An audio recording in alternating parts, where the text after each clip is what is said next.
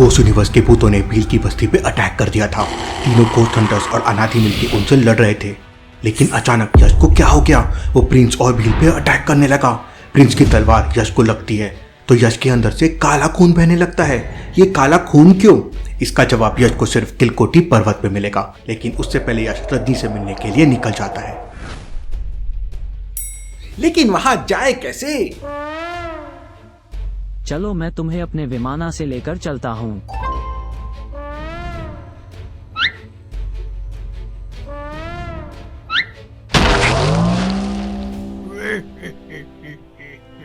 विमाना सिर्फ तुम्हें शक्ति देता है, सिर्फ तुम उससे उड़ पाओगे, यश नहीं।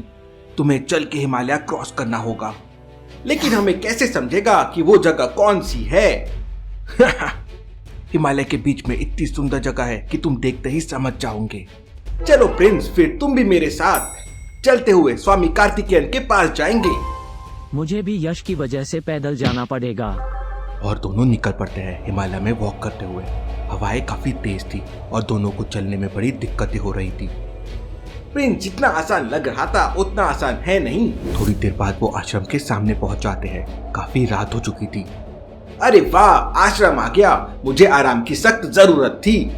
दोनों आश्रम के अंदर जाते हैं, लेकिन वहाँ एकदम सन्नाटा था। यश, मुझे गड़बड़ लग रही है। यहाँ इतना सन्नाटा क्यों है और मुझे नेगेटिव फीलिंग आ रही है। तभी यश के पैरों में एक कांटा चुभता है।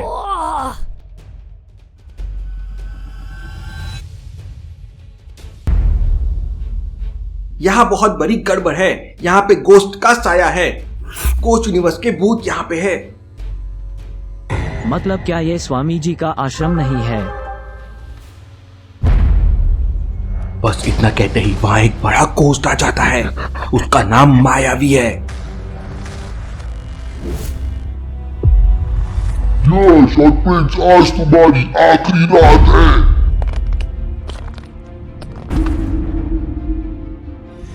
और इतना कहते ही वो दोनों पे अटैक कर देता है।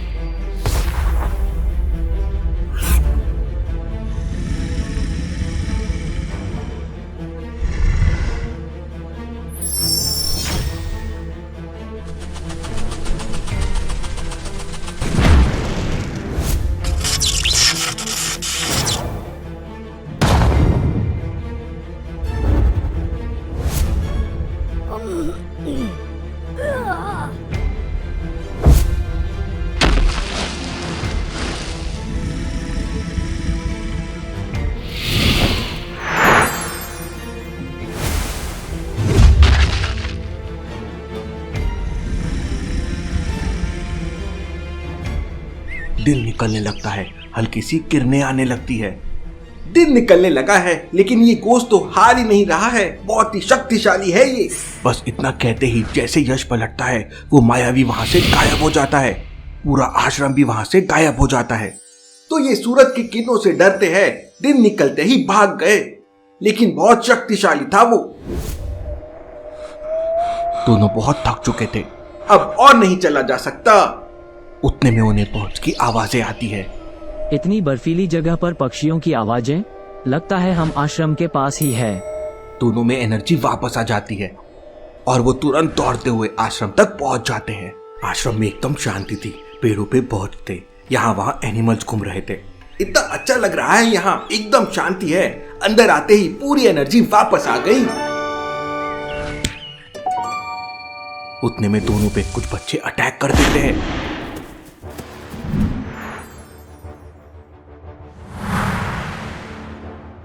अरे ये क्या, अब वापस नकली आश्रम में आ गए?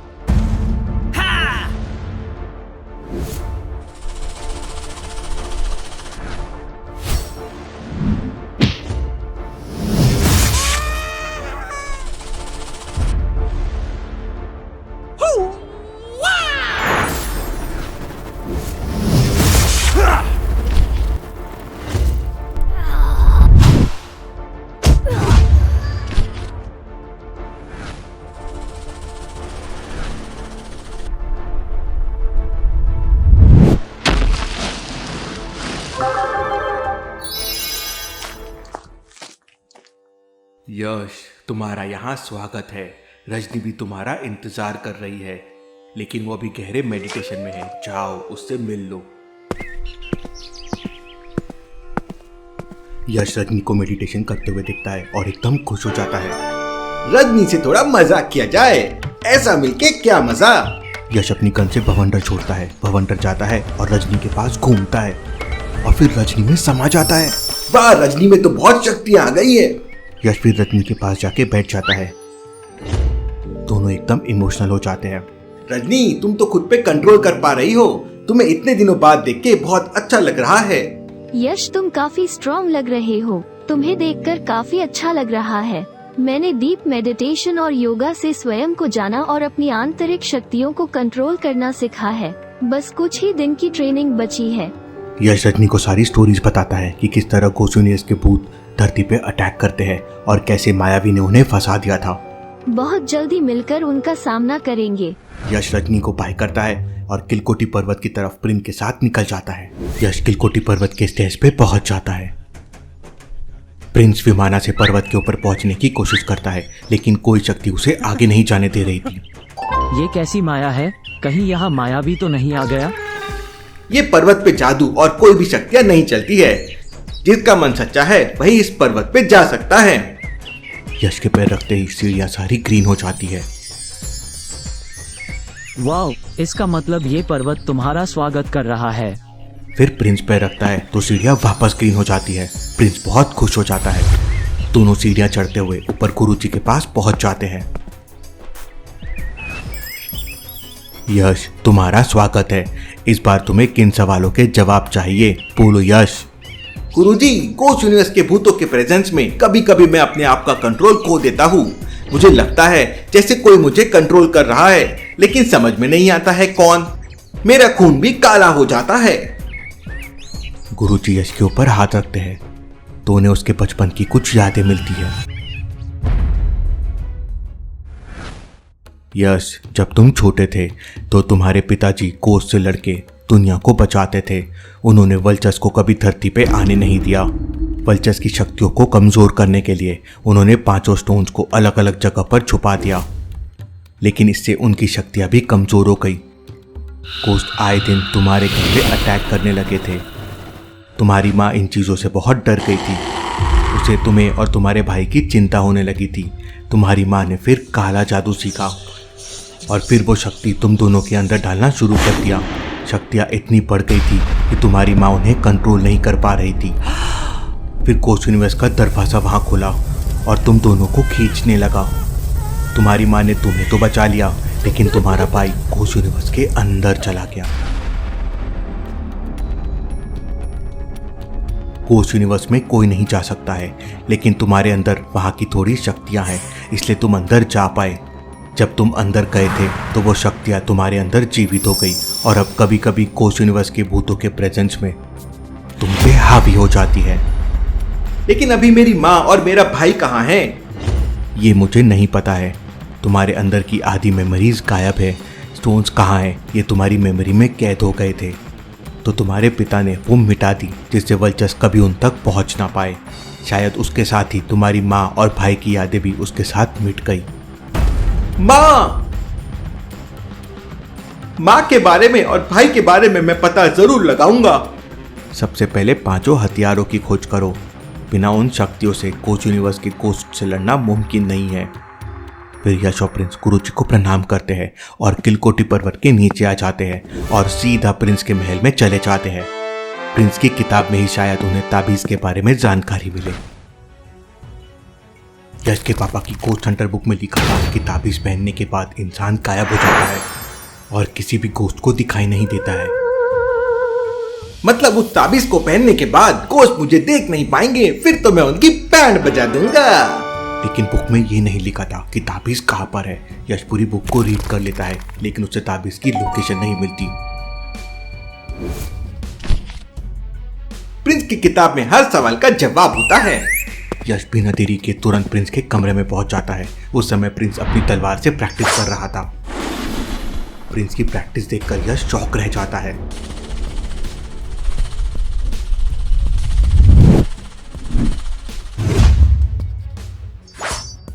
तो तलवारबाजी में प्रो लेवल का प्लेयर है।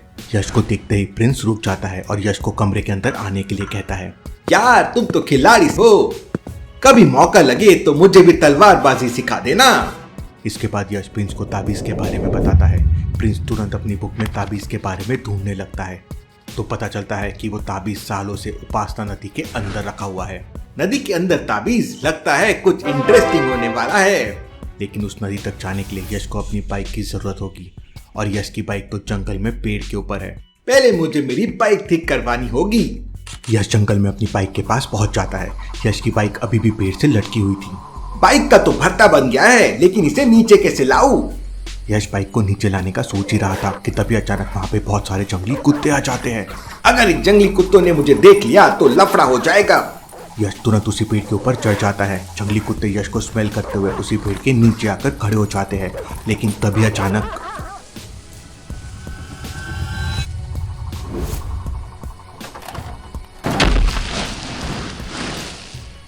बाइक नीचे गिरते ही सारी जंगली कुत्ते यश को देख लेते हैं। अब तो मर गए। यश पेड़ की छोटी छोटी डालियां तोड़कर नीचे फेंकने लगता है कुछ करना पड़ेगा। यश अपनी गन निकालता है और फिर यश टोर्नेडो जनरेट कर देता है और सारे जंगली कुत्ते कीड़े मकोड़ों की तरह उड़ने लगते हैं। यश नीचे आ जाता है और अपनी बाइक को लेकर बलवीर मैकेनिक के घर की तरफ निकल पड़ता है। बलवीर मैकेनिक के बारे में यश ने अपने पापा की बुक गोस्ट हंटर में पढ़ा था। बलवीर मैकेनिक पूरे 500 साल से मैजिकल चीजों पे काम कर रहा है। उसके पास कई तरह की जादुई चीजें हैं।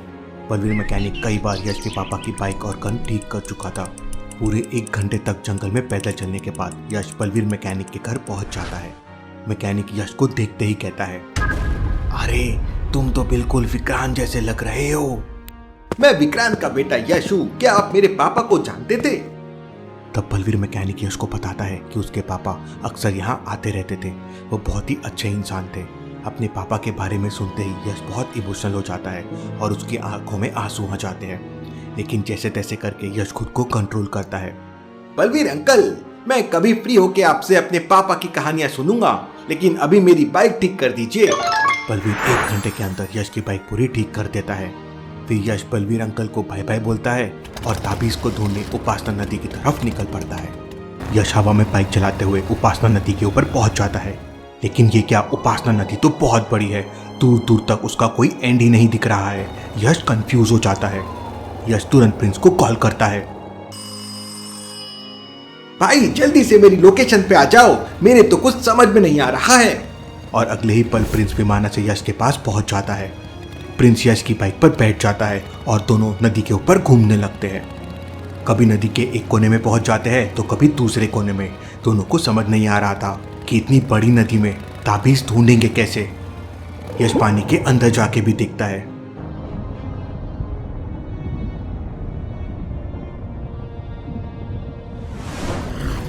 मुझे तो इतनी बड़ी नदी में ताबीज ढूंढना नामुमकिन सा लग रहा है। तभी यश को अपने पापा दिखाई देते हैं। पापा!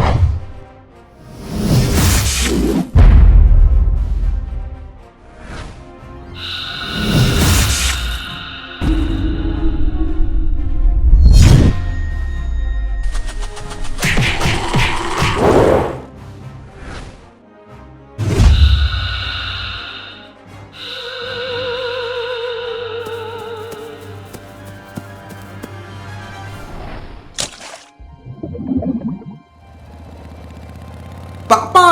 पापा! यश क्या हो गया है तुम्हें? पापा! वो मेरे पापा थे। पापा रुकिए पापा! लेकिन प्रिंस को कुछ भी दिखाई नहीं दे रहा था। यश क्या हो गया है तुम्हें? प्रिंस, मैंने अभी अपने पापा को देखा, उनका ताबीज यहीं पर गिरा था। इतना सुनते ही प्रिंस नदी में उसी जगह पर छलांग लगा देता है जिस जगह पर यश इशारा कर रहा था। प्रिंस को नदी के अंदर एक बहुत बड़ा क्रिस्टल दिखाई देता है। ये क्रिस्टल तो बहुत अजीब सा है, काफी पुराना लग रहा है।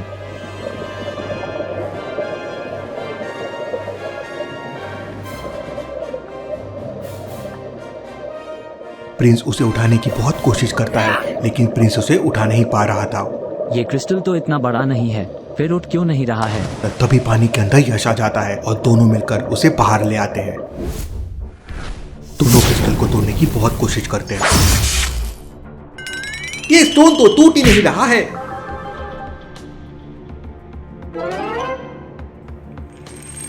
यश हीट की इंटेंसिटी एकदम बढ़ा देता है और उसी वक्त प्रिंस अपनी तलवार से एक बहुत बड़ा प्रहार करता है और वो क्रिस्टल टूट जाता है। उसमें से एक बहुत तेज रोशनी निकलती है। ये क्या जादू है? क्रिस्टल हवा के जैसे गायब हो जाता है और उसके अंदर से एक ताबीज निकलता है। यश ताबीज को पहन लेता है। लगता है मैं गायब हो गया हूँ। नहीं यश, तुम मुझे दिख रहे हो। मैं तुम्हें दिख रहा हूँ लेकिन कोच यूनिवर्स के भूतों को नहीं दिखूंगा। आओ जाओ तुम लोग, मैं तुम्हें नहीं दिखूंगा। लेकिन ये क्या? ये देखकर प्रिंस हंसने लगता है। यश को बहुत गुस्सा आ जाता है।